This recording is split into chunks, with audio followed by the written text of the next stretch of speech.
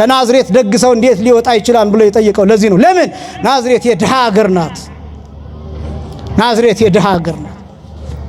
ክርስቶስ በቤተልሔም ተወለደ፣ በድሃ ሀገር አደገ፣ ከድሃ ጋር ኖረ፣ ድሃ ሆኖ ኖረ። ክርስቶስ ድሃ ሆኖ ሞተ። እንዲያው የኛ ሊቃውንት ሲናገሩ እመቤታችንን እናቱስ ማርያም አይደለችምን የሚለውን የድሃ ልጅ ማለት ነው ብሎ ነው የሚተረጉሙት። ምክንያቱም እመቤታችንም ድሃ ናት፣ ርስት የላትም። በዚህ ምድር የሰበሰበችው ስንዴ የላትም። በዚህ ምድር የሰበሰበችበት ጎተራ የላትም። ወርቅ አልያዘችም፣ ብር አልያዘችም፣ ንብረት አልያዘችም። ድሃ ሆና ነው የኖረችው። ድሃ ሆና ክርስቶስም እንደዚያ። ለምን የዮሴፍ ልጅ መባልንስ እንደመረጠ ታውቃላችሁ? ለምን በዮሴፍ ቤት ማደግን እንደመረጠ ታውቃላችሁ? በቅናት ተነሳስተው ጌታን ወደ ገደል ሊሰዱት ይዘውት ሄዱ ይላል። የሉቃስ ወንጌል ምዕራፍ 4 ቁጥር 29 ላይ ተመልከቱት። በሞቴ ቤታችሁ ስትገቡ እዩትማ። የሉቃስ ወንጌል ምዕራፍ 4 ቁጥር 29 እኔ በጣም እጅግ በጣም ማዝንበት የመጽሐፍ ቅዱስ ክፍል ነው። እና ምንድነው ያደረጉት መሰላችሁ? አገራቸው ይላል ወንጌሉ ሲናገር ናዝሬት አገራቸው ከፍ ያለ ቦታ ላይ ገደል ናት ይላል መጽሐፉ እንደሚነግረን። እና ጌታችንን ምን እያረጉ ነው የወሰዱት? ቀስ አድርገው እያዋሩ እያታለሉ ሲዘውት ሄደው ገደሉ አፋፍ ሲደርሱ ገፋ አድርጎ ገደል ለመስደድ። አንዳንድ ጊዜ እንዲህ አይነት ትውልድ አለ፣ የሚጠቅመውን ነገር ገደል የሚሰድ፣ የሚጠቅመውን ነገር የማይጠቀም፣ የሚጠቅመውን ነገር ከቆሻሻ ጋር የሚጥል። ልክ እንደዚህ ትውልድ ማለት ነው። እንደዚህ ትውልድ እያለን ስንናገር እናንተን ለማለት አይደለም። ግን በዚህ ትውልድ የሚጠቅሙ ነገሮችን አይታችሁ ከሆነ ይገፋሉ። ሽማግሎች ይገፋሉ፣ አባቶች ይገፋሉ፣ አባትነት ይገፋል፣ ሰውነት ይገፋል፣ መልካምነት ይገፋል፣ በጎነት ይገፋል፣ ደግነት ይገፋል፣ ገደል ይገባል። እኔ በጣም ቢገርመኝ ምን እንደሆነ ታውቃላችሁ? በእርሱ ሞት ይቅር ተባልን፣ ገለን ይቅር ተባልን፣ ገርፈን ተራራልን። ገርፈን ተራራልን፣ ገርፈን ታዘነልን፣ ወግተን ታዘነልን፣ አቁስለን፣ ሰቅለን፣ አሳደን፣ ደብድበን፣ ቆዳ ገፈን፣ አጥንት ብቻ እስኪታይ ድረስ አድርገን ይህን ሁሉ ድብደባ አድርሰን የሚያደርጉትን አያውቁምና ምን በላቸው ተባልን፣ ተለመነልን። ጭራሽ እንደኛ ያለ ባለጤና ማን አለ? እንደኛ ያለ እድል ያለው ማን አለ? እንደኛ ያለ የተራራለት ማን አለ? እንደኛ ያለ የታዘነለት ማን አለ? ሰርቀን ይቅር የተባልን፣ በድለን ይቅር የተባልን፣ ገለን ይቅር የተባልን። መስቀልም የጸጋ ምስጋና ለእርሱ ይሆን። ክቡር አባታችን መልአከ ፀሐይ መምህር ቀሲስ በቀለ ተሰማ የካቴድራላችን ዋና አስተዳዳሪ፣ ክቡራን የካቴድራላችን አገልጋዮች፣ መምህራን ወንጌል፣ ሰባክያነ ወንጌል፣ ያሬዳውያን ሊቃውንተ ቤተክርስቲያን፣ አባቶች መነኮሳትና ቀሳውስት፣ ክቡራን ወንድሞች ዲያቆናት፣ ክቡራን ዘማሪያን፣ ክቡራን የካቴድራላችን ሰንበት ትምህርት ቤት መዘምራን፣ ክቡራን የእግዚአብሔር ልጆች፣ አባቶች፣ እናቶች፣ ወንድሞችና እህቶች እንዲሁም ሕፃናት ሁላችሁም በኃያሉ በልዑል እግዚአብሔር ስም እንደምን ዋላችሁ? እንደምን አመሻችሁ? አምላካችን ለዚህ ዕለትና ለዚህ ሰዓት አድርሶ በዚህ ቅዱስና ልዩ ስፍራ ተገኝተን ቅዱስና ሕያው ዘላለማዊ የሆነውን ቃሉን እየሰማን እንድንባረክ ስለፈቀደልን ስሙ ለዘላለም የከበረና የተመሰገነ ይሁን። የሊቃውንት አምላክ የምስጢር ባለቤት የቅዱሳን ፈጣሪ አባቶቻችን አምላክ እግዚአብሔር በመካከላችን ተገኝቶ ምስጢርንና ጥበብን እንዲገልጥልን የእርሱ ቅዱስ ፈቃድ ይሆንልን። የምንማማርበት የትምህርት ርዕስ ልብሳቸውን አጥበው በበጉ ደም አነጹ በሚል የመጽሐፍ ቅዱስ ክፍል ይሆናል።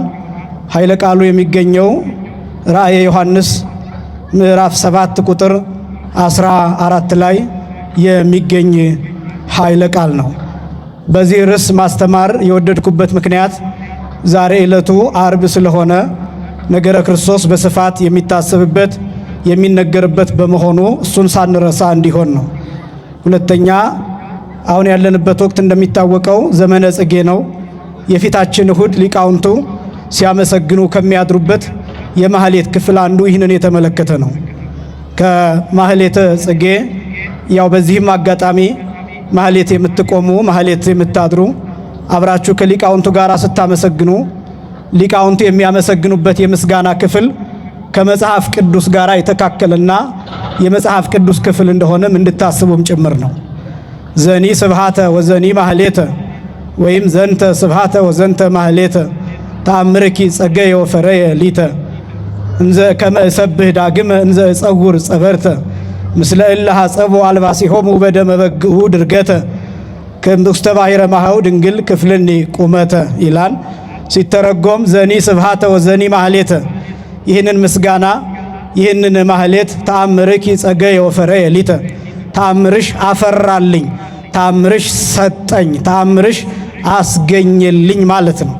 ከመ እሰብህ ዳግመ እንዘ እጸውር ጸበርተ ዳግመኛም ዘንባባ ይዤ አመሰግን ዘንድ ምስለ እለ ሐጸቡ አልባሲሆሙ በደመ በግሁ ድርገተ በአንድነት የልብሳቸውን በበጉ ደም ካጠቡት ጋራ ዘንባባ ይዤ አመሰግን ዘንድ ውስተ ባሕረ ማህው ድንግል ክፍልኒ ቁመተ ብርሌ ብርጭቆ መስታወት በሚመስል ባህር በመንግሥተ ሰማያት እቆም ዘንድ ድንግል ሆይ እርጅኝ፣ አግዥኝ፣ አድይኝ የሚል ጸሎት ያለው ነው።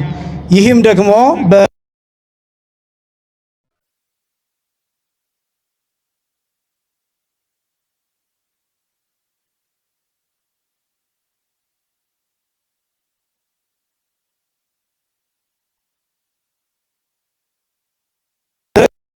ለማስተማር ወድጃለሁ።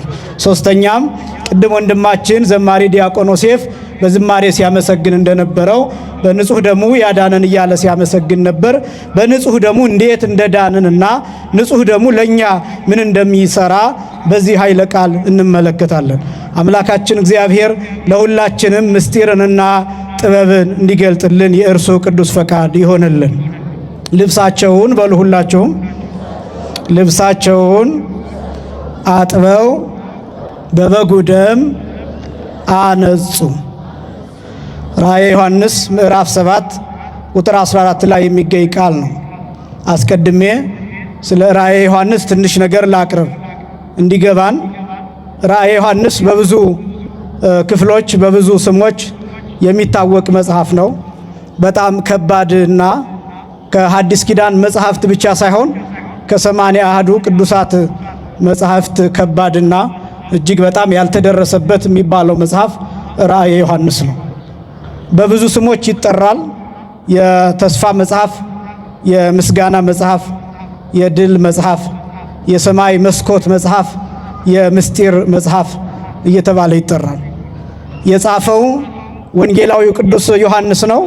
ይህንን ራእይ ያየው ቅዱስ ዮሐንስ ወንጌላዊ ከ90 እስከ 95 ድረስ ባለው የዕድሜ ክልል ውስጥ እንደተመለከተው አባቶቻችን ይናገራሉ። ቅዱስ ዮሐንስ ከ20 ዓመቱ ጀምሮ ጌታችን መድኃኒታችን ኢየሱስ ክርስቶስን የተከተለ ሐዋርያ ነው። የጌታችን የመድኃኒታችን የኢየሱስ ክርስቶስ መከራ የዓይን ምስክር በዋናነት ቅዱስ ዮሐንስ ወንጌላዊ ነው። በቀጥታ አይቶ የጻፈልን ለኛ ያስተላለፈልን ግርፋቱን የቆጠረ አጥንቱን የቆጠረ የተላጠውን ቆዳና የተቆረሰውን ስጋ የፈሰሰውን ደም በዓይኑ በብረቱ ያየ መስቀል ተሸክሞ ጌታ ሲደፋ በቅርበት የተመለከተ የእመቤታችንን ሐዘን የጻፈና ያየ ቅዱስ ዮሐንስ ወንጌላዊ ነው። ሊቃውንቱ እንደሚነግሩን ቅዱስ ዮሐንስ ወንጌላዊ የጌታችን የመድኃኒታችን የኢየሱስ ክርስቶስ መከራ በአእምሮው ላይ ተስሎበት ለ70 ዓመታት እያለቀሰ ኖሯል። እንዲያውም ሊቃውንቱ ሲገልጡት እንባውን አልቅሶ ደሙን ጨርሷል። ደሙን አልቅሶ ደሙን ጨርሶ እጅ አልቅሷል። ከሰውነቱ ፈሳሽ የሚባል ነገር አልቆ ቆዳው ከአጥንቱ ጋር ተጣብቆ በዚህ ጊዜ ነበር ራእዩን የተመለከተው። በእርግጥ ይህንን ራእይ ለማየት የሰማዩን ምስጢር የሰማዩን መስኮት የዘላለምን ሕይወት እሱን ለማየትና ለመረዳት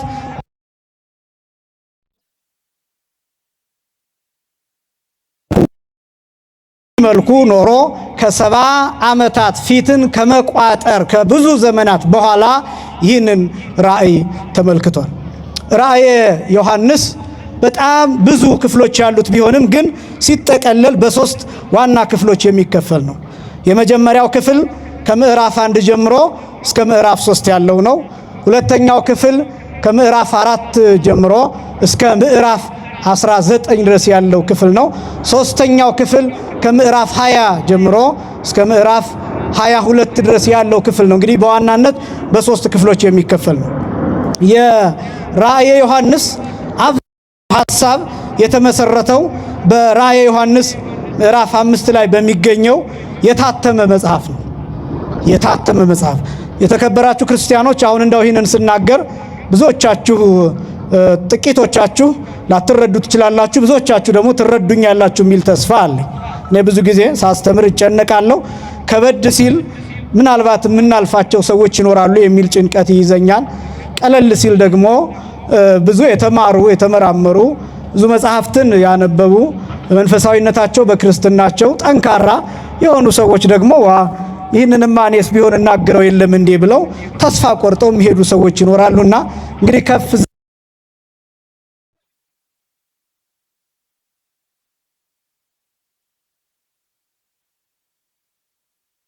እንዳይሄ የትምህርት ዝግጅት ነው። ይህንን ግምት ውስጥ እንድታስገቡ እፈልጋለሁ። ይሄ የታተመ መጽሐፍ የሚባለው በሰባት ቁልፍ የተዘጋ በሰባት ማህተም የታተመ መጽሐፍ ነው። ራእየ ዮሐንስ ምዕራፍ 5 ከቁጥር 1 ጀምሮ ቤታችሁ ስትገቡ ብትመለከቱ በዙፋኑ መካከል የተቀመጠው በቀኝ እጁ የታተመ መጽሐፍ የያዘ ነው ይልና መልአኩ እየጮኸ ከሽማግሌዎቹ አንዱ እያለ ነው የሚጠራው ቅዱስ ዮሐንስ። መልአኩ እየጮኸ ይህንን መጽሐፍ ሊወስድ የሚችል ሊፈታ የሚችል ሊያነብ የሚችል ሊተረጉም የሚችል ሊያብራራ የሚችል ምን አይነት ሰው ነው እስኪ ፈልግ ብሎ መጽሐፉ የሚከፍተውን ፍለጋ አዋጅ ያውጃን ይላል። እና ይሄ መጽሐፍ በውስጥም በውጭም የተጻፈበት መጽሐፍ ነው። እንዳልኳችሁ በሰባት ማህተም የተዘጋ ነው። በሰባት ማህተም ማለት የመጽሐፉ የፊቱ ገጽ ላይ 7 ቁልፎች ተደርድረዋል። የኛ ሊቃውንት ሲገልጡ እንዳጣጣሚ ወንጌል ይላሉ። ምናልባት ቅዳሴ ላይ ሲነበብ የምታዩት ወንጌል ብታስተውሉት መሃሉ ላይ በቁልፍ የተዘጋ አለው። ያ 7 ማለት ነው። እና ያን የታተመ መጽሐፍ የሚፈታው ማን ነው ብሎ መልአኩ ጮሆ ተናገረ ይላል። ከዛ ተፈለገ ይላል። ይህን መጽሐፍ የሚፈታ ተፈለገ። የተጻፈበትን መጽሐፍ በዙፋኑ የተቀመጠው በቀኝ እጁ የያዘውን መጽሐፍ ያን መጽሐፍ የሚፈታ በሰማይም በምድርም ከምድርም በታች ተፈለገ ይላል። አልተገኘም ይላል። አልተገኘም ይላል። እና ያን ጊዜ የሚያሳዝነኝ ቅዱስ ዮሐንስ ወንጌላዊ ያው በራእይ ነው፣ አለቀስኩኝ ይላል። በሰማይም በምድርም ከምድርም በታች ይህን መጽሐፍ ሊነካ የሚችል ሊዳስስ የሚችል ሊፈታ የሚችል ሊያነብ የሚችል ሊተረጉም የሚችል ሊያብራራ የሚችል ሲታጣ አለቀስኩኝ ይላል። ዮሐንስ ወንጌላዊ በራእዩ መረዳት ውስጥ ይሄ መጽሐፍ ትልቅ ጉዳይ እንደያዘ ያውቃል። ይሄ መጽሐፍ ምን አይነት ቁልፍ ነገሮችን እንደያዘ ቅዱስ ዮሐንስ ወንጌላዊ ያውቃል። ይሄ መጽሐፍ የግድ መፈታት አለበት፣ የግድ መነበብ አለበት፣ የግድ መተርጎም አለበት። ይሄን መጽሐፍ የሚከፍት ሰው የግድ ያስፈልጋል። ይሄን የታተመ መጽሐፍ የተዘጋ መጽሐፍ የሚያብራራው የግድ ያስፈልጋል። ስለዚህ ዮሐንስ ይሄን መጽሐፍ የሚያብራራ ጠፋ ብሎ በውስጡ አዝኖ በራእዩ ውስጥ አለቀሰ። የኛ ሊቃውንት እንዲህ ብለው ይተረጉሙታል። ቅዱስ ዮሐንስ ወንጌላዊ የበቃ ስለነበረ ወደ ኋላ ተመልሶ የብሉይ ኪዳንን ዘመን ኖሮታን ይላል። ይህች ቤተክርስቲያን እንደምታውቁት በሰሙነ ሕማማት ክሪያላይሶን እያልን የነቢያትን ጩኸት እንጮኻለን። እንደምታውቁት ያን የምናደርገው ለምን መሰላችሁ? ተመልሰን የኋለኛውን ዘመን ስለምንዋጅ ነው። ክርስቲያን ማለት እንደዛ ስለሆነ፣ መንፈሳዊ ማለት እንደዛ ስለሆነ፣ መጽሐፍ ቅዱስ የሚነግረን ይህንን ስለሆነ ወደ ኋላ መመለስ፣ የኋላን ዘመን መርገጥ፣ የወደፊትን ዘመን ማወቅ እና መዋጀት፣ ከዘመን በላይ ከጊዜ በላይ መሆን ማለት ነው። ክርስቲያን ማለት እንደሱ ስለሆነ የበቁ አባቶቻችን ወደ ኋላ ይመለሳሉ። ይቺ ቤተክርስቲያን የምትሰራው አንዱ አገልግሎቷ ይሄ ነው። ይቺ ቤተክርስቲያን ዛሬ ስታገለግል፣ ዛሬ ቅዳሴ ስትቀድስ የትኛውን አገልግሎት እንደምታገለግል ታውቃላችሁ? ክርስቶስ ዕለተ ዓርብ ላይ የዛሬ 2000 ዓመት ያገለገለውን አገልግሎት ነው የምታገለግለው። የዛሬ 2 ዓመት የፈሰሰውን ደም፣ የዛሬ 2 ዓመት የተቆረሰውን ስጋ የዛሬ 2 ዓመት የነበረውን መከራ ትኩስ አድርጋ የምታቀርበው ለዚያ ነው። ለምን? እቺ ቤተ ክርስቲያን የኋላውን ዘመን አምጥታ እንደነበረ እንዳለ አድርጋ ስለምታሳይ። ለብቻም አይደለም፣ እቺ ቤተ ክርስቲያን ወደፊት ተራምዳ ትውልዱ ከዚህ እንዲቀላቀል ታደርጋለች። ለምን? ዘመንን በስልጣን ትረግጣለች። እቺን ቤተ ክርስቲያን የሰጠን አምላካችን እግዚአብሔር የተመሰገነ ይሁን። አመስግኑት እግዚአብሔር። ይህንን ዘመን መዋጀት የምትችል ቤተ ክርስቲያን። ለዚህ ነው አባቶቻችን አስቀድመው ተመልክተው በትንቢት መነጽር የሚያዩልን። ቅዱስ ዮሐንስ ወንጌላዊ ወደ ኋላ ተመለሰ። የኋላውን ዘመን አየው፣ የጨለማውን ዘመን ተመለከተው። ለካ 5500 ዘመን መከራ የነበረው ይሄ መጽሐፍ እንደታተመ ስለነበረ ነው። አቤል ተገደለ፣ ይሄ መጽሐፍ መፈታት አልተቻለም። መልከጼዴቅ መስዋዕት አቀረበ፣ ይሄን መጽሐፍ ግን ሊፈታው አልቻለም። አብርሃም በጽድቅ ተገለጠ፣ በእምነት ጻድቅ ተብሎ ተጠራ። በድንኳን ኖረ አብርሃም፣ እንግዳ ተቀበለ አብርሃም፣ መስዋዕትነት አቀረበ አብርሃም። ብዙ በጎች ታረዱ፣ ብዙ ፍየሎች ታረዱ፣ ብዙ ኮርማዎች ታረዱ በብሉይ ኪዳን። ይሄን መጽሐፍ ግን ሊፈታው የሚችል አልተገኘም። ይሄን የታተመ መጽሐፍ፣ ይሄን በ7 ቁልፍ የተዘጋ መጽሐፍ፣ በውስጥም በውጭም የተጻፈበት መጽሐፍ፣ በዙፋኑ ባለው በቀኝ እጁ የተያዘ መጽሐፍ ምን እንደያዘ ምን እንዳለው በውስጡ ምን እንደሚል ማንም ያላነበበው መጽሐፍ፣ ይሄን መጽሐፍ ሊፈታ የቻለ ማንም የለም። ሊቃነ ካህናት ተተካኩ። ከአሮን ቀጥሎ ልጆቹ፣ ከዛ ልጆቹ እያለ በሌዊ ነገድ እየተመራ በሕግ የማፍሰሱ የማረዱ መስዋዕት ቀጠለ፣ ስርዓት ቀጠለ። ግን ይሄን መጽሐፍ ሊፈታ የቻለ ማንም የለም። ኤልያስ በዮርዳኖስ ተመላለሰ፣ ኤልሳ በዮርዳኖስ ተመላለሰ። ልክ ነው፣ ባህር ከፈሉ። ልክ ነው፣ ሙሴ ወደ ተራራ ወጣ። 7ቱን የእሳት መጋረጃ ተመለከተ፣ 6ቱን ገለጠ፣ 7ኛውን ግን አልነካም። ሙሴ 40 ቀን ከእግዚአብሔር ጋር ቆየ። ግን ሙሴ ይሄን መጽሐፍ መፍታት አልቻለም። ወደ ሲና ተራራ ተጠራ ሙሴ። ጫማህን አውልቅ ተባለ። በቁጥቋጦ ውስጥ የሚነደውን እሳትና ነበልባል ተመለከተ። ተራራው ሲቃጠል አየ። ግን ይሄን መጽሐፍ መፍታት አልቻለም። ይሄን መጽሐፍ መፍታት የሚችለው ሌላ ነው። ይሄን መፍታት የሚችለው የሚታረድ ነው። ይሄን መጽሐፍ መፍታት የሚችለው አምላክ የሆነ ብቻ ነው። ይሄን መጽሐፍ መፍታት የሚችለው ብቁ የሆነ ነውር፣ በደል፣ ኃጢአት፣ እንከን፣ ጥፋትና መርገም የሌለበት ብቻ ነው ይሄን መጽሐፍ መፍታት የሚችለው። እና ዮሐንስ በብሉይ ኪዳን ወደ ኋላ ዘመን ተመልሶ ስላየው ልክ በህልማችሁ አይታችሁ ውሃ ሲጠማችሁ ውሃ መጠጣት እንደምትፈልጉ ልክ እንደዚያ ዮሐንስ በህልሙ በራእዩ ወደ ብሉይ ኪዳን ተመልሶ ማን ነው ይሄን መጽሐፍ የሚፈታው ብሎ አለቀሰ። የቅዱስ ዮሐንስ በረከት በሁላችንም ላይ ይደርብን። ዮሐንስ ሳለቅስ አለ። በዙፋኑ መካከል ያለው ከሽማግሌዎቹ አንዱ ዮሐንስ አለኝ ይላል። አይዞህ አታልቅስ አለኝ ይላል። አይዞህ አታልቅስ። መጽሐፉን የሚፈታ ተገኝቷል። እርሱም የይሁዳ አንበሳ ነው፣ ከዳዊት ነገድና ስር የሆነው እርሱ መጽሐፉን ይፈታዋን አለኝ። ያን ጊዜ ደስ አለኝ ይላል። ይሄ መጽሐፍ ምንድነው? በጣም ጥቂት ነጥቦችን ብቻ ላሳይ።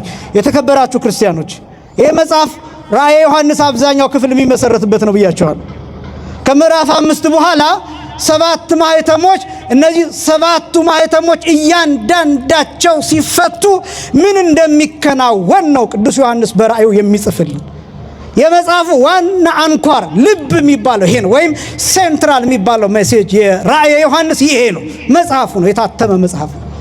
በጣም ደግሞ በሚደንቅ ሁኔታ አንድ ነገር ላሳያችሁ።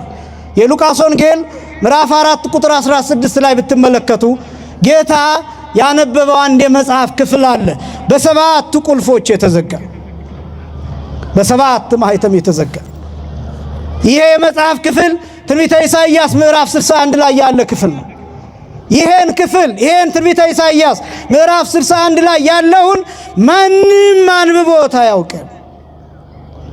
ነቢዩ ኢሳይያስ አንድ ጊዜ ብቻ እንደተናገረው ተጠቅሎ የተቀመጠ የትንቢት ክፍል ነው። ይሄ ትንቢተ ኢሳይያስ ምዕራፍ 61 መሲህ ብቻ ሲመጣ የሚያነበው ተብሎ የተዘጋ የመጽሐፍ ክፍል ነው። የተዘጋውም በ7 ቁልፎች ነው፣ በ7 ማህተሞች ነው። የሉቃስ ወንጌል ምዕራፍ 4 ቁጥር 16 ጀምሮ ወሆረ ናዝሬት ሀበ ተሐጽነ፣ ወዳደገበት ወደ ናዝሬት ሄደ ይልና ወተንሥአ ከመ ያንብብ በከመ ያለምድ፣ እንዳስለመደ ሊያነብ ተነሳ። ወወሃብዎ መጽሐፈ ኢሳይያስ የኢሳይያስን መጽሐፍ ሰጡት። ወከሲቶ ረከበ ሀበ ይብል እንዲህ የሚል አንቀጽ አገኘ ሲገልጥ ይላል። የመጀመሪያው በዚያ ጊዜ መጽሐፍ እንዳሁኑ የተጠረዘ አይደለም፣ በጥራዝ የተጠቀለለ ነው። ተጠቅልሎ ነው የሚቀመጠው። ያን መጽሐፍ እንደተጠቀለለ ነው ተላላኪው ለጌታ የሰጠው። ጌታ ይህንን መጽሐፍ ሊያነብ ሲል አንደኛ ተጠምቆ ነበር፣ ሁለተኛ 40 ቀንና 40 ሌሊት በገዳመ ቆሮንቶስ ጾሞ ነበር። ይሄ መጽሐፍ ክፍል ጌታ ሥራ የሚጀምርበት የመጽሐፍ ክፍል ነው። የሹመት ደብዳቤውን የሚያነብበት ወሳኝ ቦታ ነው። እንዲያውም የነገረ ክርስቶስ ትምህርት ተርኒንግ ፖይንት የሚባለው እጥፋት የሚባለው አንጓ የሚባለው ቦታ ይሄ ቦታ ነው። በጣም ደግሞ የሚደንቃችሁ ወደ ዝርዝሩ ከመግባቴ በፊት ይህንን መጽሐፍ ጌታ ሲያነብ በምኩራቡ የነበሩት በሙሉ ይላል ወአንስኡ አዕይንቲሆሙ ወነጸርዎ ኩሎሙ እለሃለው ውስተ ምኵራብ ይላል። በምኩራብ ያሉት ሁሉ አይናቸውን አንስተው ጌታን ትኩር ብለው ተመለከቱት ይላል። ሲያነብ ማለት ነው። ለምን እንደዛ እንዳዩት ታውቃላችሁ? እንዴት ይህንን የመጽሐፍ ክፍል እሱ ሊያነብ ቻለ?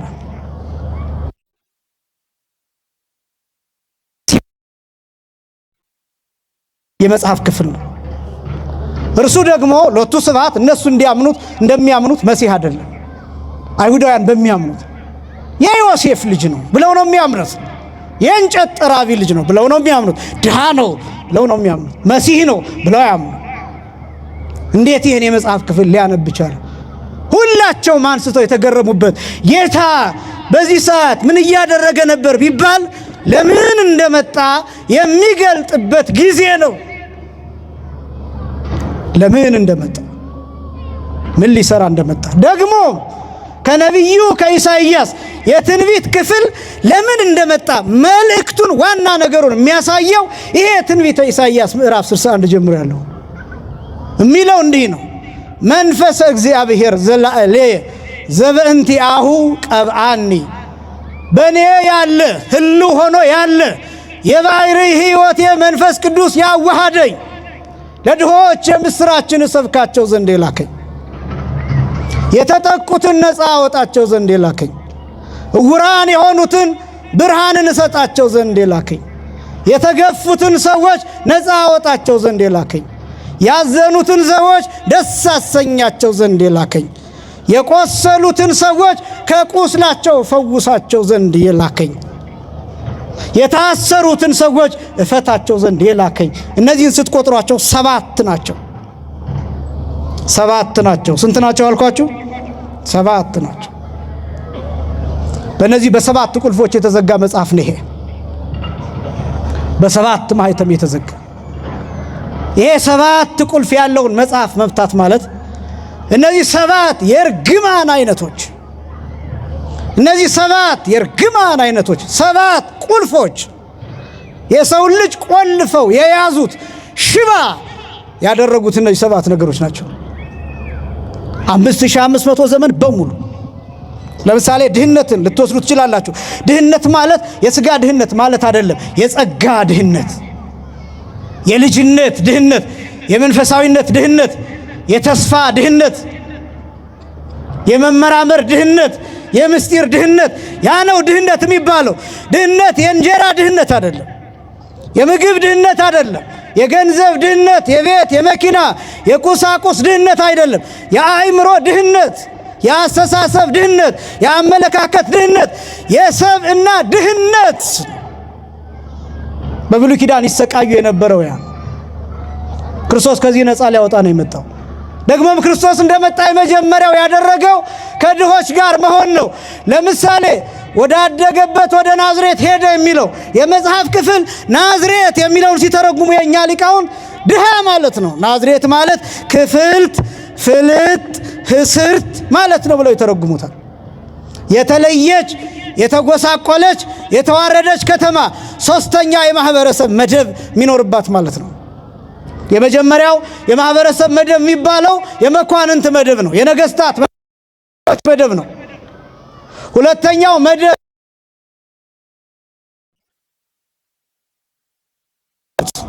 የነሱ መደብ ሁለተኛው ማህበረሰብ ክፍል ይባላል። ሶስተኛው የማህበረሰብ ክፍል ፔዛንትስ የሚባሉት ናቸው። ጭሰኞች ማለት ነው፣ አርሶ አደሮች ማለት ነው። አንድ ሶስተኛውን የሚሰጡ ማለት ነው ለሌላው፣ እያረሱ ለሌላው አካል የሚኖሩ ማለት ነው። እጅ ወዳፍ የሆነ ኑሮ የሚኖሩ ናዝሬት ማለት እነዚህ ሶስተኛው ማህበረሰብ መደብ የሚኖርበት ነው። ለዚህ ነው ናትናኤል ቦኑ ይትካል ከመይጻብህ ሲር ናዝሬት ያላችሁ ከናዝሬት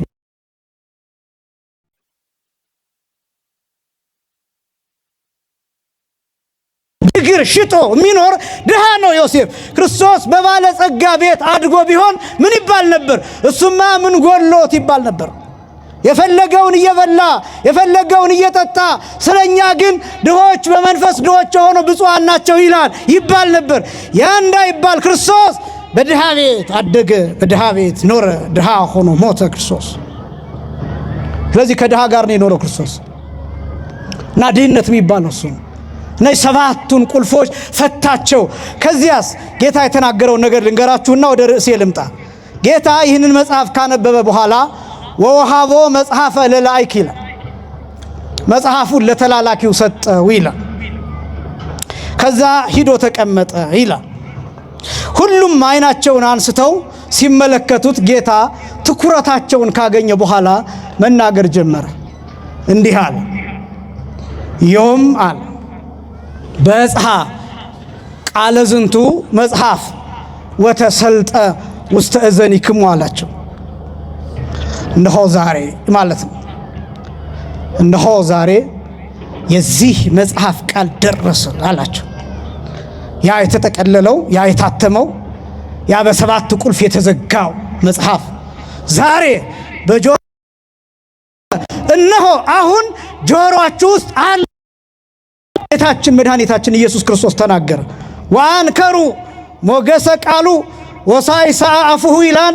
የቃሉን መከናወን የአንደበቱን መከናወን አይተው አደነቁ ይልና ግን ይሄ ዮሴፍ ልጅ አይደለምን አሉና በቅናት በጣም ብዙ ነገሮቻችንን ገደል ከተናቸዋል። ብዙ ጨዋነታችንን፣ ብዙ ባህላችንን፣ ብዙ መንፈሳዊ ሴታችንን ገደል ከተናል። መፈራራት የሌለበት ምክንያት፣ መከባበር የሌለበት ምክንያት፣ መተማመን የታጣበት ምክንያት ብዙ ነገሮቻችን እንደ ኢትዮጵያዊ ናቸው የሚባሉ ሀገር በቀል የሆኑ የራሳችን የነበሩትን ነገሮች እነሱን ገደል ሰደናቸዋል፣ ገደል ከተናቸዋል ከቆሻሻ ጋር ጠቅለን እና በዚህ ምክንያት ብዙ ነገሮቻችን መጥፎ እየሆኑ የመጡበት ምክንያት ይሄ ነው። የተከበራችሁ ክርስቲያኖች፣ እናንተን ለመውቀስ አይደለም፣ እናንተን ለማሳቀቅ አይደለም፣ እናንተን ለማስጨነቅ አይደለም። ግን በእርግጠኝነት በዚህ ዘመን ራሱ ክርስቶስ ቢገለጥ እኛ ሰቅለን እንገለዋለን። በእርግጠኝነት መናገር የምችለው የፈሪሳዊነትን ጠባይ አሟልተናል። የአይሁዳውያንን ጠባይ አሟልተናል። የነሱን ታሪክ ይዘናል። የነሱን ስነ ልቡና ይዘናል። ለዚህ ነው በጣም ጥሩ ነገሮች ተመልካች የላቸው፣ በጣም መጥፎ ነገሮች ብዙ ተመልካች አላቸው። ዘፋኝ ይከበራል፣ ዘማሪ አይከበርም። ለሀገር ውለታ የሰራው ሰው ቀርቦ አይደመጥም። ፖድካስት ላይ እሱ አይደመጥም። ፖድካስት ላይ የሆነ ኢንተርቪው ላይ የሆነ ንግግር ላይ የሚደመጠው ሰውየው በሾርት ከት እንዴት ሀብታም እንደሆነ ነው። እሱ ነው ትኩረት የሚስበው። ለሀገር ዋጋ የከፈለ አጥንት የከሰከሰ ደም ያፈሰሰ በውትድርና ሜዳ በጦር ሜዳ የሰራ እሱ አይሰማም፣ እሱ አይደመጥም። ሀገር ያቀና ሀገር ያቆየ እሱ አይደመጥም፣ እሱ አይረዳም። በጣም ብዙ ነገሮቻችንን የምናጣው ለዚህ ነው። ገደል የሰደድን ትልልቅ ሰዎችን በአጠገባችን ያሉ የሚሰሩ መልካም ነገሮችን ለነሱ ዕውቅና ባለመስጠት ጆሮ ዳባ ልበስ ብለን በማለፍ የሰዎችን ሞራል በመስበር እንዳይሰሩ አድርገን በቀላሉ የሚሰሩትን ሰዎች እነሱን እያነገስን ነገስታቱን እየሻረን የምንኖር በጣም ምስኪኖች ነን። አይሁዳውያን እንደዚህ ሆነው ከክርስቶስ ጋር ተላለፉ። የመጀመሪያው ትልልፍ የሚባለው ይሄ ነው። በነገራችን ላይ የመጀመሪያው ትልልፍ የመጨረሻው ትልልፍ መስቀል ላይ የሆነ ነው። የመጨረሻው ትልልፍ መስቀል ላይ ማለት ክርስቶስን አይሁዳውያን ሰቅለውት መሸብን ብለው ጀርባቸውን ለጌታ ሰጥተው ያለፈችውን ሰንበታቸውን ለማክበር ወደ የቤታቸው ሄዱ። ያን ጊዜ ከክርስቶስ ጋር ለመጨረሻ ጊዜ ተላለፉ። ለመጨረሻ ጊዜ ጀርባቸውን የሰጡት ጊዜ በጨለማ ውስጥ ሆነው ሰንበታቸውን ለማክበር የሄዱ ጊዜ ብርሃን ክርስቶስን መስቀል ላይ አንጠልጥለውት የሄዱ ጊዜ እውነተኛውን ፀሐይ ክርስቶስን ትተው ያለፈችውን ሰንበታቸውን ለማክበር እየተሯሯጡ የሄዱበት ጊዜ ያ ጊዜ የመጨረሻው መተላለፍ ሆኖ ተመዘገበ። ብዙ ጊዜ በድንጋይ ሊመቱት በመካከላቸው አልፏል ክርስቶስ።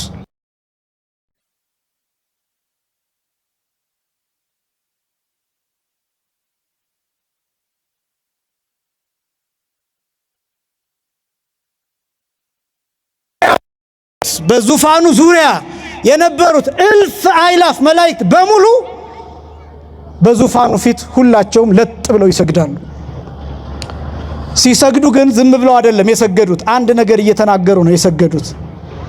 የታተመውን መጽሐፍ ትወስድ ዘንድ ማህተሙንም ትፈታ ዘንድ ይገባሃል። ምክንያቱም ይሉና ምን እንደሚሉ ታውቃላችሁ? ታርደሃልና። እስኪ በሉ ሁላችሁም ታርደሃልና በሉ እስኪ ሁላችሁም ታርደሃልና። ያን ጊዜ ቅዱስ ዮሐንስ ቀና አልኩኝ ይላል። ቀና ብሎ ሲመለከት በዙፋኑ መካከል ይላል እንደ ታረደ በግ ቆሞ አየሁ ይላል። ማብራራት የሚከብደኝ ይሄን ክፍል ነው። እንደ ታረደ በግ ቆሞ አየሁ። የታረደ በግ ቆሞ አየሁ ወይም እንደ ታረደ በግ ቆሞ አየሁ። ከታረደ በኋላ ተነስቶ ማለትም አይደለም፣ ቆሟል በጉ። የቆመው ግን የሚታየው እንደ ታረደ ሆኖ ነው። ይሄ አንገቱ ላይ ያረፈው ቢላ ያረፈበት ጉድጓድ ደም እያዘራ ግን ቆሞ ነው የሚታየው።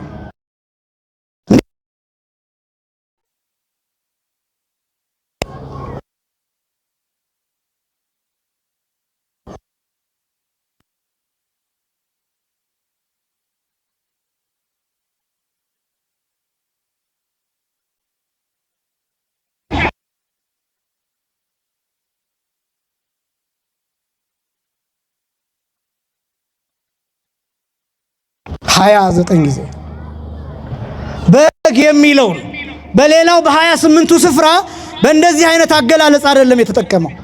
እዚህኛው ላይ እንደ ታረደ በግ ብሎ ነው የሚገልጠው። ምን ማለት ነው ቢባል መስዋዕትነቱን የሚያሳይ ነው። ክርስቶስ መስቀል ላይ የከፈለው መስዋዕትነት ሳያቋርጥ እያዳነ እንደሚኖር አንድ ጊዜ በመስቀል ላይ የቀረበው የክህነት አገልግሎት የመስዋዕት አገልግሎት ለዘለዓለም ትኩስ ሆኖ እየሰራ እንደሚኖር የሚያሳይ ነው። እንደ ታረደ በግ የሚለው የታረደ በግ ቁሞ ብታዩት ደሙን ያዘራል፣ ደሙ ይንጠባጠባል፣ ደሙ አይቋረጥም፣ ቆዳው ተገፏል፣ ቢላ ያረፈበት ጉድጓድ ይታያል። የጌታ ቁስል እንደዛ ነው። በዚህች ቤተክርስቲያን ዕለት ዕለት ሳይቋረጥ ደሙ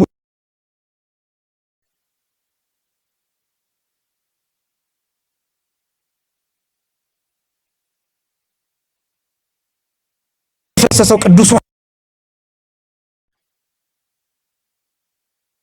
ማለት ይሄ ነው።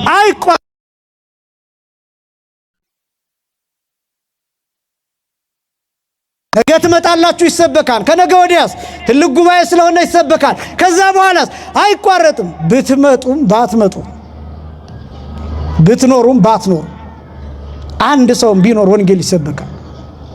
ያ ምን ማለት እንደሆነ ታውቃላችሁ? ያ የታረደው በግ በዙፋኑ የቆመው ደሙ እየተንጠባጠበ አካሉ ተከፋፍሎ የሚታየው በግ አንድ ጊዜ በቀራንዮ የከፈለው ዋጋ ለዘላለም ሳይቋረጥ ዋጋ እያሰጠ ስለሚኖር ነው። ክብርና ምስጋና ለአምላካችን ይሁን። አመስግኑት እግዚአብሔር። እንደ ታረደ በግ ቆሞ አየሁ። ይሄን የታተመውን መጽሐፍ ለመክፈት መታረድ ይፈልጋል። መታረድ ይፈልጋል ማለት ዋጋ መክፈል ይፈልጋል። መሞትን ይፈልጋል። ደምን ማፍሰስ ይፈልጋል። ደም ማፍሰስማ እና አቤልስ ደማቸውን አፍሰው አልነበረምን? ኢሳይያስ በመጋዝ ተተርትረው በኩላብ ተሰቅለው ተገድለው የለምን? ዘካርያስ በመቅደሱ መካከል በመሰዊያው አንገታቸውን ተቀልተው ሞተው የለምን? ብዙ ነቢያት በዚህ መልኩ አልፈው የለምን? ለምንና የነሱ ደም የማህተሙን የደም መጽሐፉን ማህተም ለምን አልፈታም ቢባል አምላክ አይደሉ። እነዚህ ሁሉ አሁን የጠራናቸው አምላክ አይደሉም፣ ፈጣሪ አይደሉም። ይሄን የታተመውን መጽሐፍ ለመክፈት 3 ነገሮችን ይፈልጋል። አንደኛ አምላክነትን ይፈልጋል። ሁለተኛ ሰውነትን ይፈልጋል። ሶስተኛ ጻድቅነትን ይፈልጋል። አንደኛ አምላክነትን ይፈልጋል፣ ይሄን የተዘጋውን መጽሐፍ ለመክፈት። ሁለተኛ ሰውነትን ይፈልጋል። ሶስተኛ ጻድቅነትን ይፈልጋል። እነዚህን 3ቱን አሟልቶ የተገኘ እንደታረደ በግ ቆሞ የታየው ጌታ መሲህ እግዚአብሔር ወልድ ኢየሱስ ክርስቶስ ብቻ ነው። ክብርና ምስጋና ለአምላካችን ይሁን። አመስግኑት እግዚአብሔር። ቅዱስ ዮሐንስ አፈወርቅ እንዲህ ብሎ ይገልጠዋል። ለሊሁ ሰዋኢ ይላል፣ ወለሊሁ ተሰዋኢ፣ ወለሊሁ ተወካፌ መስዋዕት ምስለ አብሁ ወመንፈስ ቅዱስ ይላል። ለሊሁ መስዋዕት ያቀረበ ራሱ ነው ይላል። ወለሊሁ ተሰዋኢ ማለት መስዋዕት ሆኖ የተሰዋ የተቃጠለ ራሱ ነው ይላል። ወለሊሁ ተወካፌ መስዋዕት ምስለ አብሁ ወመንፈስ ቅዱስ ማለት ከባህሪ አባቱ ከአብ ከባህሪ ሕይወቱ ከመንፈስ ቅዱስ ጋር ሆኖ ራሱ ያሸት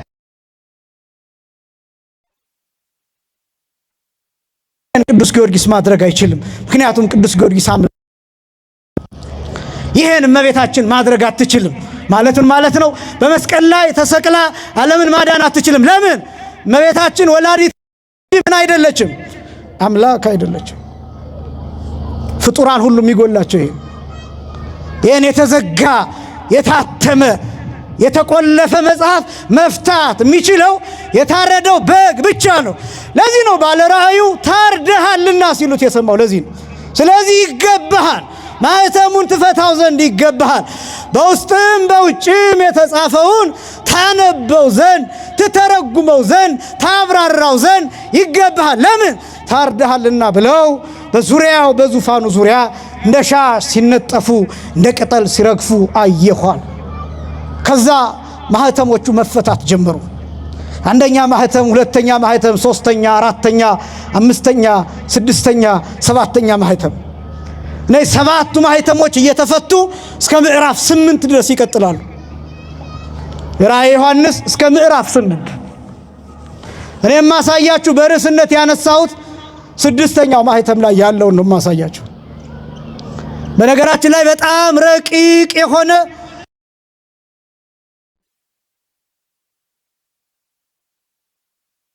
ደጋግማችሁ ግን መስማት አለባችሁ፣ ማወቅም አለባችሁ፣ ከፍ ማለትም አለባችሁ። ደግሞ ራእየ ዮሐንስ የሚተረጎምበት ጊዜ ላይ ነን አሁን፣ ምክንያቱም የዘመኑ ፍጻሜ እየደረስን ስለሆነ። ስለዚህ ስለ ራእየ ዮሐንስ አብዝተን መስማት የሚገባን ጊዜ ነው። እነዚህ ማኅተሞቹን በጣም አንድ ነገር ብቻ ልበላችሁና ወደ 6ኛው ማኅተም ልምጣ። የመጀመሪያው ማኅተም የሚወክለው የሐሙስ ምሽት የጸሎተ ሐሙስ ምሽት 3 ሰዓትን የሚወክል ነው። ሁለተኛው ማኅተም የሐሙስ ሌሊት መንፈቀ ሌሊት 6 ሰዓትን የሚወክል ነው። ሶስተኛው ማኅተም የሐሙስ ሌሊት 9 ሰዓትን የሚወክል ነው። አራተኛው ማኅተም የአርብን ጠዋት ነጉን የሚወክል ነው። አምስተኛው ማኅተም የአርብን 3 ሰዓት የሚወክል ነው። ስድስተኛው ማኅተም የአርብን 6 ሰዓት ቀን 6 ሰዓትን የሚወክል ነው። ሰባተኛው ማኅተም የአርብን 9 ሰዓት የሚወክል ነው። 7ቱ ማኅተሞች እነዚህ ናቸው። እነዚህ ሰዓታት ጋር ማገናኘት ለምን አስፈለገ? 7ቱ ማኅተሞች እነዚህ ሰዓታት የሚገለጥባቸው ምክንያት ምንድናቸው ቢባል እነዚህ ሰዓታት ክርስቶስ መከራ የተቀበለባቸውና ተአምራት ያደረገባቸው ሰዓታት ናቸው። የተያዘበት፣ የተመታበት፣ የተሰደበበት፣ ለፍርድ የቀረበበት፣ ቁርጥ ፍርድ የተሰጠበት፣ የተሰቀለበትና የሞተበት ሰዓታት ናቸው እነዚህ ሰዓታት። ይሄ 6ኛው ማኅተም የዕለተ ዓርብ የቀኑን 6 ሰዓት የሚገልጥ ነው። 6ኛው ማኅተም።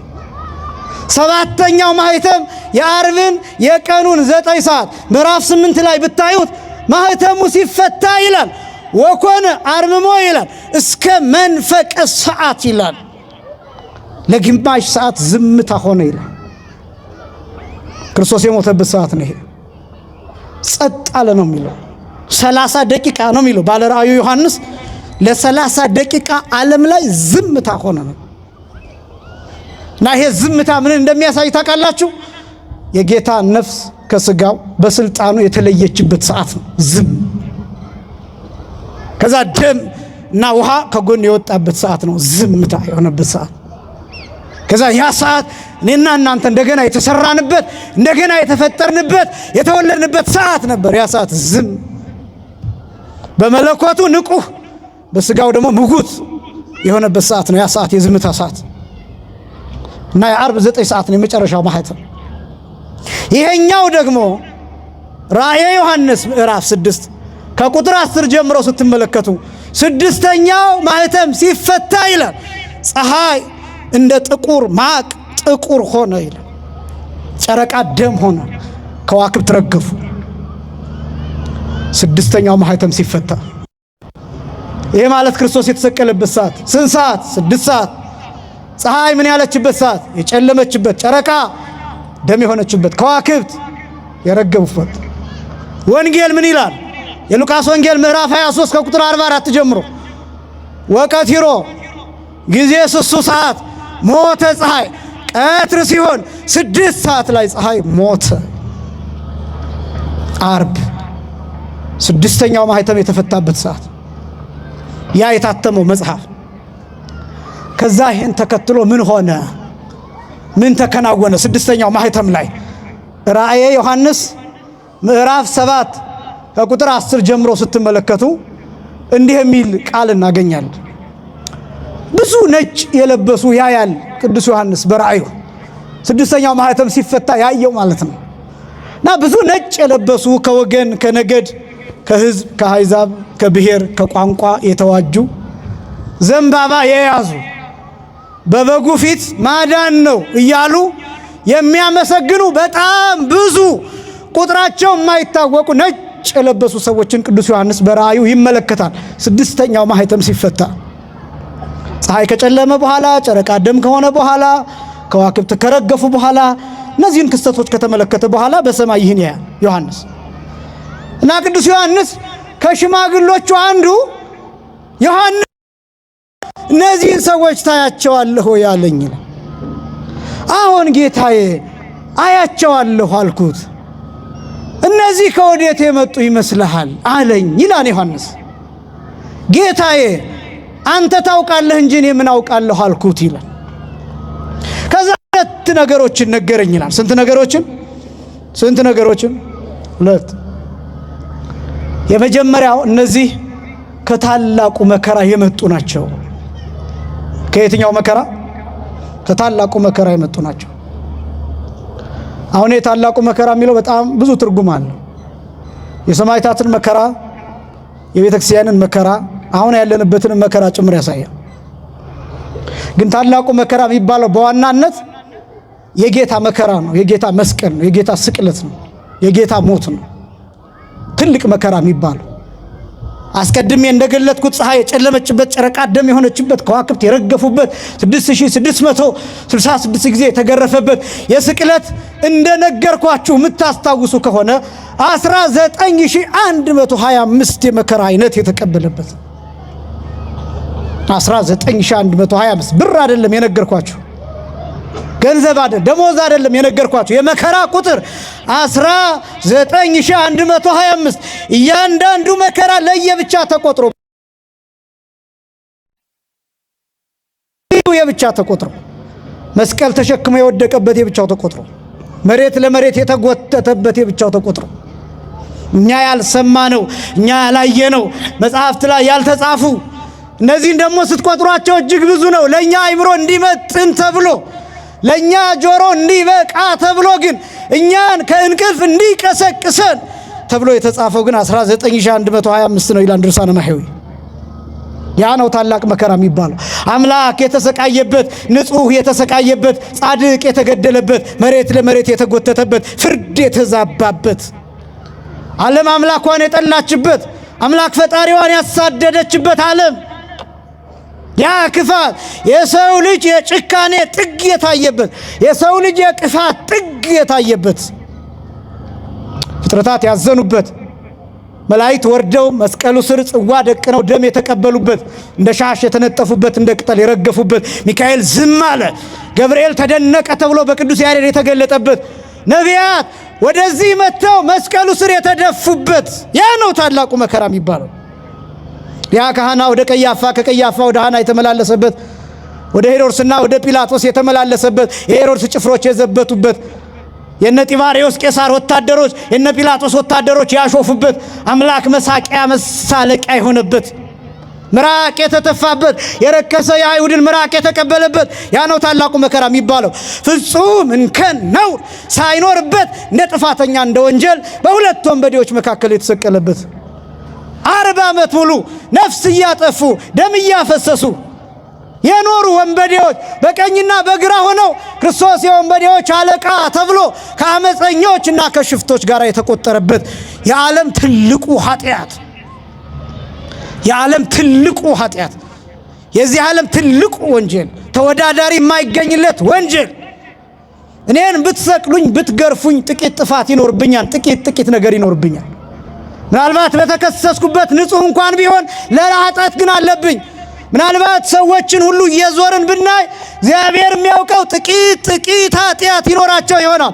ክርስቶስ ግን ፍጹም የባህሪ አምላክ ሆኖ ሳለ ዓለም የሰራችው ትልቅ ወንጀል ሁሉንም አይነት ምት፣ ሁሉንም አይነት ስድብ፣ ሁሉንም አይነት ድብደባ፣ ሁሉንም አይነት ማሰቃየት አድርጋ ዓለም የመጨረሻውን ወንጀል የሰራችው በክርስቶስ ላይ ነው። ግን ደግሞ እንደዚህ ስላችሁ እንዳትፈሩ፣ ይቅር የተባለ ወንጀል ነው። አይገርማችሁ? የሚያደርጉትን አያውቁምና ምን በላቸው? እስኪ አመስግኑት እግዚአብሔርን። ክብርና ምስጋና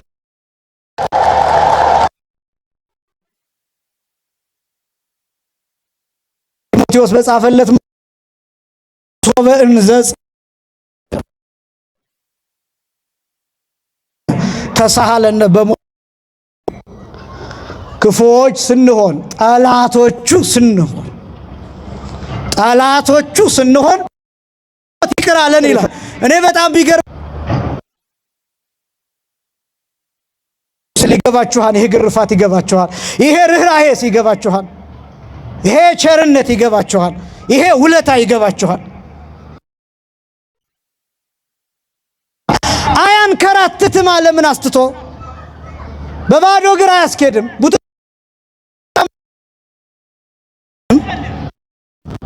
ናሙነ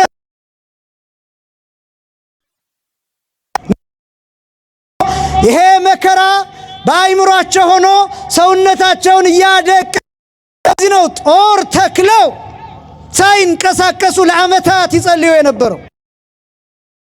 ቅዱስ ጊዮርጊስ ስጋው በምጣድ እየበሰለ በመንኮራኩር ሰውነት አፈ ነው በሜዳ ገና ተመልሶ ከሞት ተነስቶ እኔ ክርስቲያን ነኝ የሚለው ይሄን ፍቅር አውቆት ነው። ይሄን ውለታ አውቆት ነው።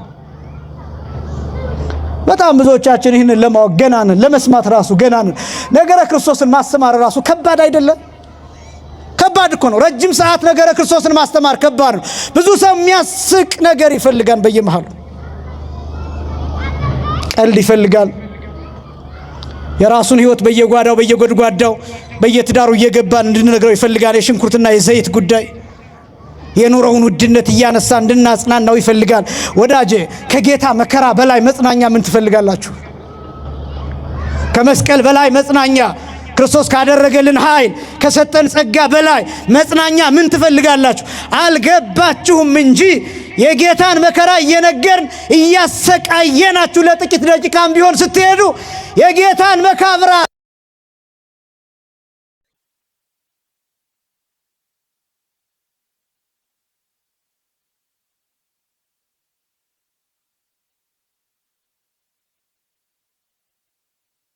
ሞኞች ነው የሚለው።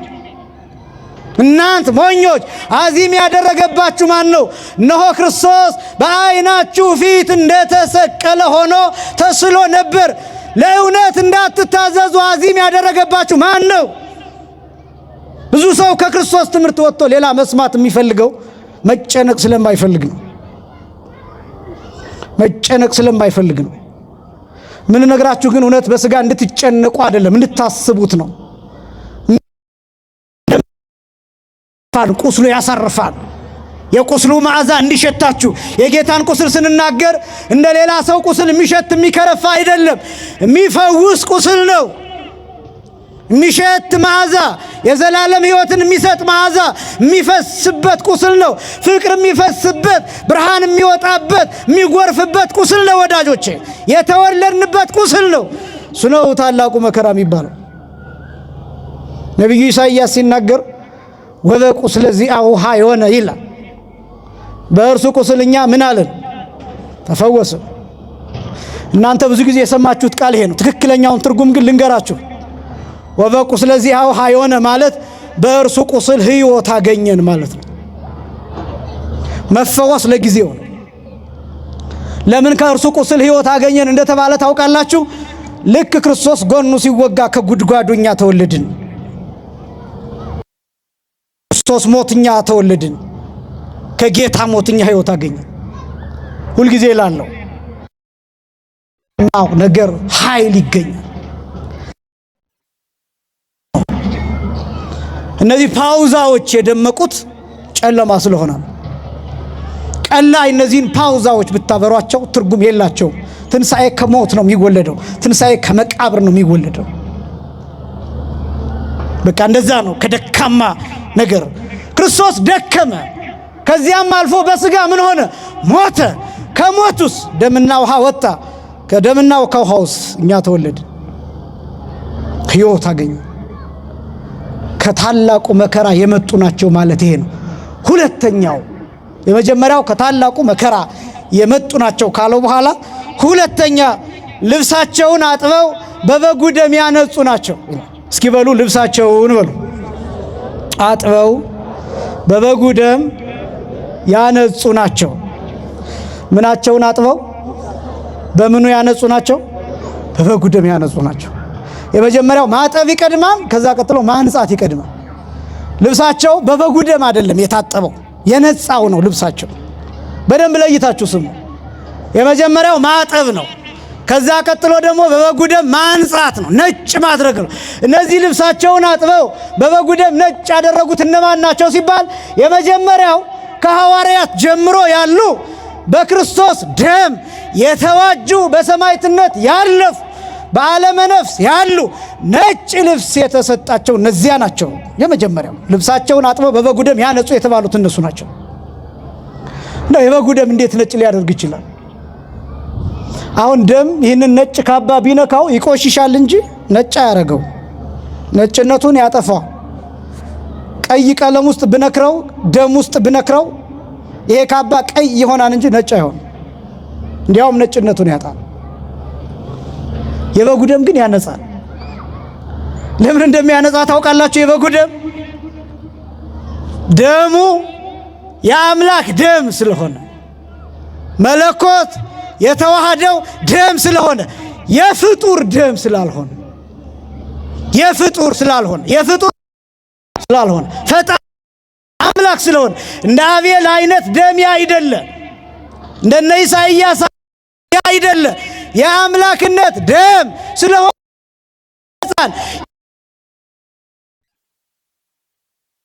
አጥበበው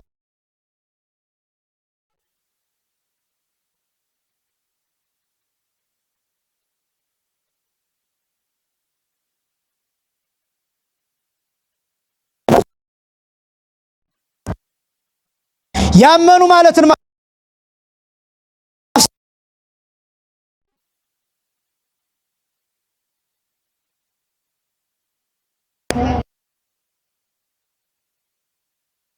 አምነናልም። የመጀመሪያው ልብስን ማጠብና በበግ ደም ማንጻት የሚባለው ይሄን ማመን፣ የእግዚአብሔር ልጅ እንደሆነ ክርስቶስን ማመን፣ አምላክ እንደሆነ ማመን፣ ፈጣሪ እንደሆነ ማመን፣ ስለኛ መጥቶ ስጋውን ቆርሶ ደሙን አፍስሶ ስጋውንና ደሙን እንደሰጠን ማመን። የመጀመሪያው እሱ ነው። ማመን ልብስን እንዳጠብክ ያደርጋል። ሁለተኛው ልብሳቸውን አጥበው በበጉ ደም ያነጹ የሚባሉ ልጅነት ያላቸው ምን ያላቸው? ልጅነት ያላቸው። ልብስ የሚባለው ልጅነት ነው። ልብሳቸውን አጥበው በበጉ ደም ያነጹ ማለት ከክርስቶስ ጎን በተገኘው ቅዱስ ውሃ ታጥበው የእግዚአብሔር ልጆች የተባሉ ናቸው። ይሄ ነው ልብስን በበግ ደም ማጠብ የሚባለው። ይሄ በክርስትና ያጌጠ፣ በጥምቀት ያጌጠ፣ እግዚአብሔርን አባት በማለት ያጌጠ፣ የእግዚአብሔር ልጅ የሆነ ሁሉ ያለው ማለት ነው።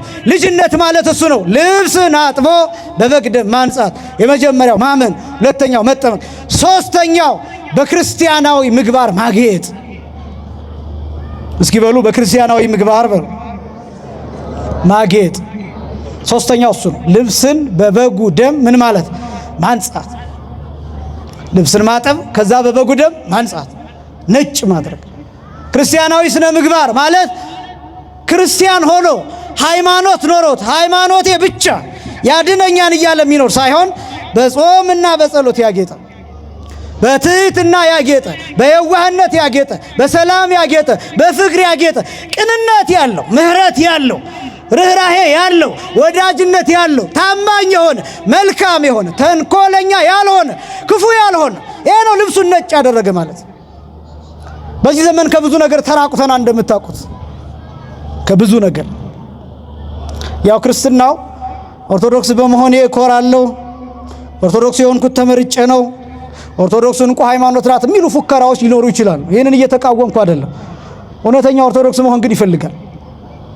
ሽለላ አይደለም ኦርቶዶክሳዊነት፣ ፉከራ አይደለም ኦርቶዶክሳዊነት፣ ቀረርቶ አይደለም ኦርቶዶክሳዊነት። ስራ ነው፣ ህይወት ነው፣ ተግባር ነው፣ መለወጥ፣ እውነት፣ ውሸት አይደለም፣ ፊልም አይደለም፣ ፊልም አይደለም፣ ማስመሰልም አይደለም፣ ተውኔት አይደለም፣ አክተር መሆንም አይደለም፣ አክትረስ መሆንም አይደለም።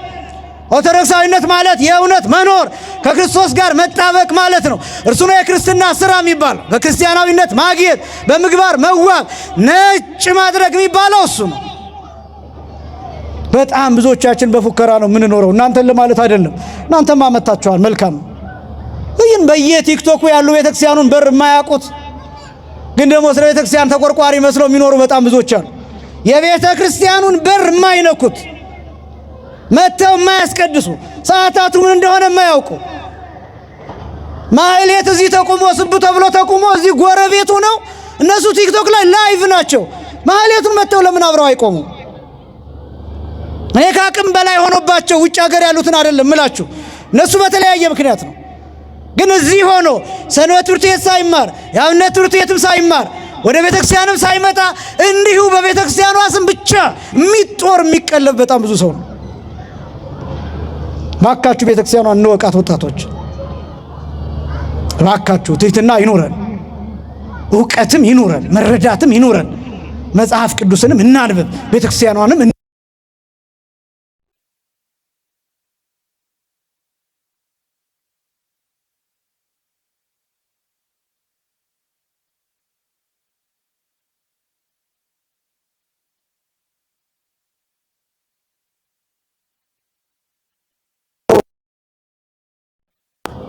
የተከበራችሁ ክርስቲያኖች፣ ሌሎችን ሁሉ አድርገን ማንኛውንም ነገር አድርገን ስጋውን ደሙን ግን ካልተቀበልን ልብሳችን ቆሽሿል። ነጭ ልብስ አለበስንም። ስለዚህ መጨረሻ ላይ ወደ ሰርጉ መግባት አትችሉም። ምክንያቱም የሰርጉን ልብስ አለበሳችሁም ተብለን እንባረራለን። በር ይዘጋብናል፣ በር ይዘጋብናል፣ ይረፍድብናል፣ አላውቃችሁም እንባላለን። እናንተ እነማን ናችሁ ተብለን እንጠየቃለን። ይሄ እንዳይሆን በር እንዳይዘጋ እንዳይረፍድብን አላውቃችሁም እንዳንባል ከጌታ ፊት እንዳንመለስ ከበረከት እንዳንለይ ልብሳችንን በበጉ ደም እንጠብ፣ ስጋውን እንብላ፣ ደሙን እንጠጣ፣ እንቁረብ፣ ራሳችንን እናዘጋጅ። ይሄ ነው በዚህ ሳምንት በማህሌተ ጽጌው የሚባለው በሰማይ ዘንባባ ይዘው ከሚያመሰግኑ ነጭ ከሚለብሱት ጋራ አብረን እንድንሆን ድንግል ሆይ በሰማይ መቆምን አድኝ፣ አግዥኝ፣ እርጅኝ እያል የምንማጸነው ምልጃዋን ለዛ ነው።